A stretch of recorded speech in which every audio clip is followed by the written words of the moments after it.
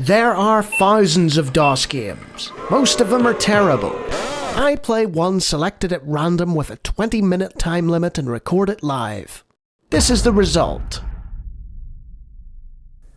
Welcome, ladies and gentlemen, to another random DOS game show. And you're probably thinking, hey, Lawnie, you don't seem like your usual happy self.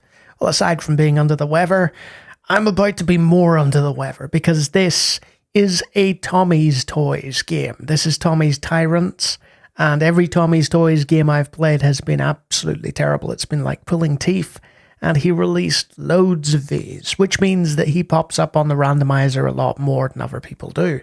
So, press spacebar to begin. Let's see what he's got for us this time. Player 1 name, Lawnie. Player 2 name, Thule? Thule. Okay. So there's no AI as such. So we got regular game, sudden death, or haphazard. Let's just go regular. And the computer rolls a die, and then you have a turn. And presumably that's a unit. My goodness. So there are various quadrants. I assume this is our unit and the fog of war. So I'm going to hit spacebar. Nope. Let's hit F5 for help.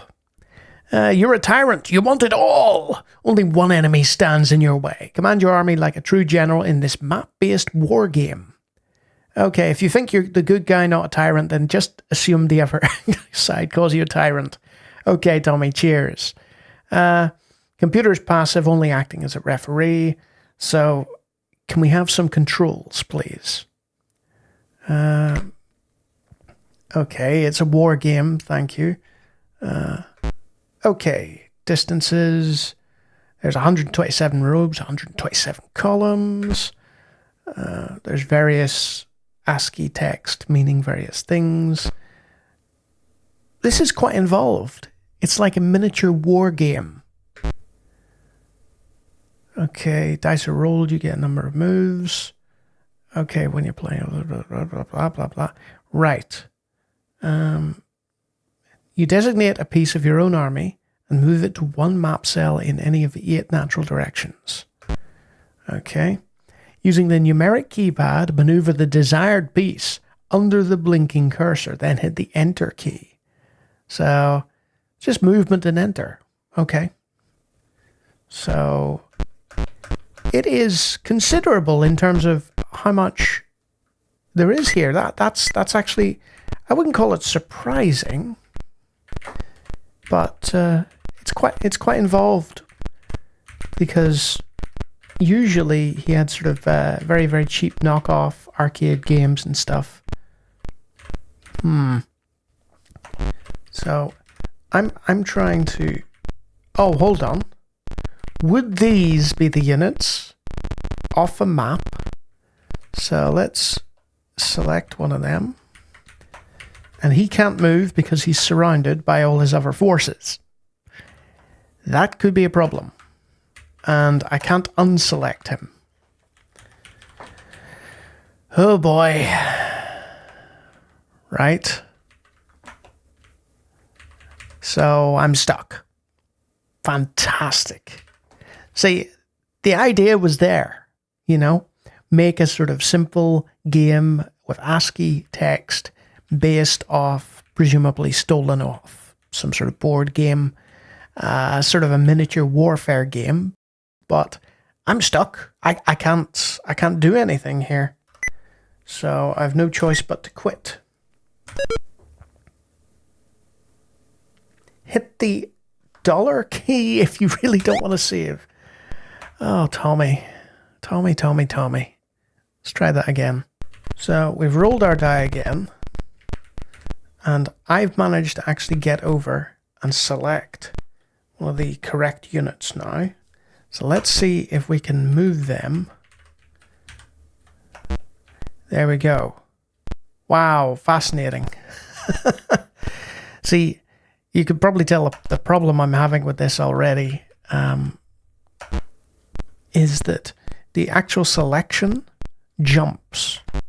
So you can move in all the various directions, like the manual suggested.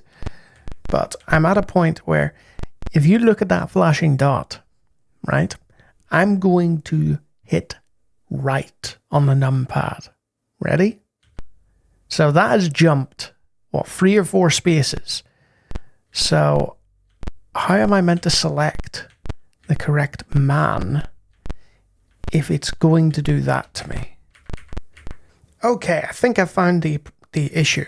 If you look down at the bottom of the screen, there is a bit in the middle saying Inc 4, right? That is the increment of your scroll, of your map scroll. And by default, for some inexplicable reason, that is at 4, which is terrible for moving troops. So now that we've got a map increment of 1, which is 1 pixel, we can actually move troops. So, Thule's turn. I don't know where Thule's troops are, though. Oh my goodness. Are they down here? Look at this map. I'm not sure there's a zoom either. But I was reading a little bit more in the intermission there. There's Thule's troops. And this game, Tommy has essentially said, hey, this is meant to be played over the course of hours or weeks. And it's a proper sort of war game. And it will take you ages and ages and ages. Updating map. Map update complete. So there's a little sort of turn thing going on, which shows what's happened in the interim after 2-player turns. So Lawnie's turn, and we have to scroll all the way back up here. Right. Let's move one of our airships, sorry. Move what? A or S? A. Okay. Okay, so are they sort of ports? Perhaps? And, oh right, the airship has fuel. So you know what? It's strange to say this, but it's not a complete disaster from Tommy this time. I know, I'm surprised too. It's got coordinates, it's got updating map, it's just, a typical sort of Tommy design, unfortunately. And there's only so much you can do with that. Let's see if we can get something else from the port. Move what? S. Presumably an S is a ship. So is that like an aircraft carrier? So if we then launch from that carrier an airship, there we go. You get the idea. And presumably you can load troops on boats. What is this? I have no idea. It'll tell you in the help screen what that is, but I'm not going to read that. So, what is Tommy's Tyrants? It's an ASCII-based war game that's not entirely terrible, which is an enormous compliment if you know me and you know my views on Tommy's Toys games.